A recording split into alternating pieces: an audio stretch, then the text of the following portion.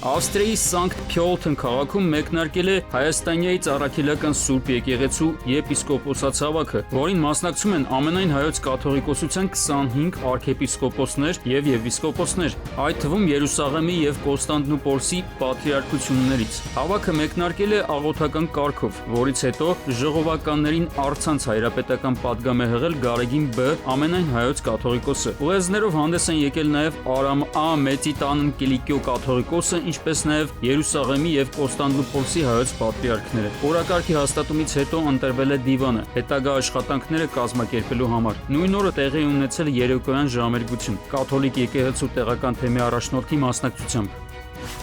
Ռուբեն Վարդանյանի դատավճիռը դարձել է էթնիկ հայ առաջնորդների դեմ իրականացված դատավարական ծաղրի գագաթնակետը։ Այդ մասին հայտարարում է Amnesty International-ը, անդրադառնալով Վարդանյանին 20 տարվա ազատազրկման դատապատելուն։ Կազմակերպության գնահատմամբ նա վերջինն է այն 16 էթնիկ հայ առաջնորդներից, որոնց դատապատումը տեղի է ունեցել Լեռնային Ղարաբաղի 2023 թվականի գրավումից հետո։ Amnesty International-ը նշում է, որ քաղաքացիական անձինք դատվել են ռազմական դատարանում, ինչը կոպտորեն հակասում է արդար դատաքննության սկզբունքներին։ Կազմակերպությունը կոչ է անում Ադրբեջանին կատարել մարդու իրավունքների միջազգային պարտավորությունները եւ ապահովել արդար դատավարություն միջազգային իրավունքին լիարժեք համապատասխանությամբ։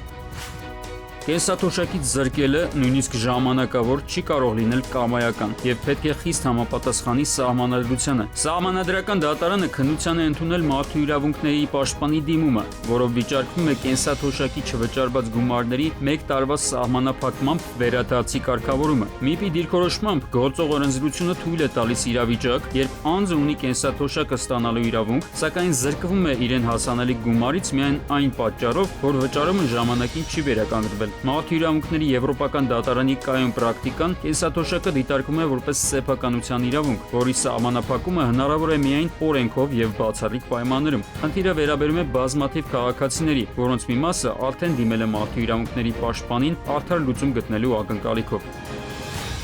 Ուժի լեզվի փոխարեն կկիրառվի լեզվի ուժը։ Ոստիկանության գվարդիայի կազմում ձևավորվել է բանակցային բաժին, որը լարված իրավիճակներում ուժի փոխարեն կիրառելու է երկխոսություն, հոգեբանական մոտեցում եւ վստահություն ձևավորող հաղորդակցություն։ Նոր ստորաբաժանումը գործելու է հատկապես հավաքների եւ հանրային միջոցառումների ժամանակ, երբ իրավիճակը կարող է սրվել։ Բանակցողները ընտրվել են խիստ մասնագիտական չափորոշիչներով, սթրեսակայունություն, իրավական գիտելիքներ եւ հաղորդակցության բարձր հմտություններ։ Այս մոդելը կոչված է նվազեցնել բախումները, կանխել հարկադրանքը եւ ամրապնդել վստահությունը հասարակության ու ոստիկանության միջեւ, որպես համակարգային բարեփոխման կարևոր քայլ։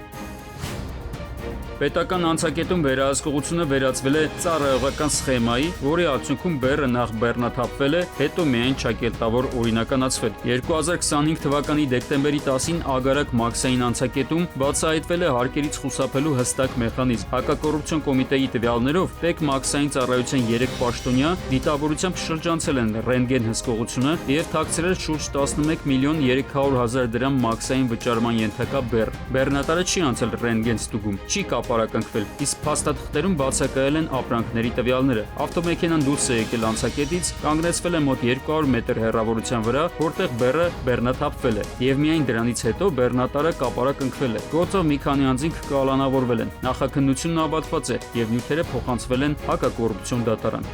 Արմեն Աթալյան, ժամը լրատվական։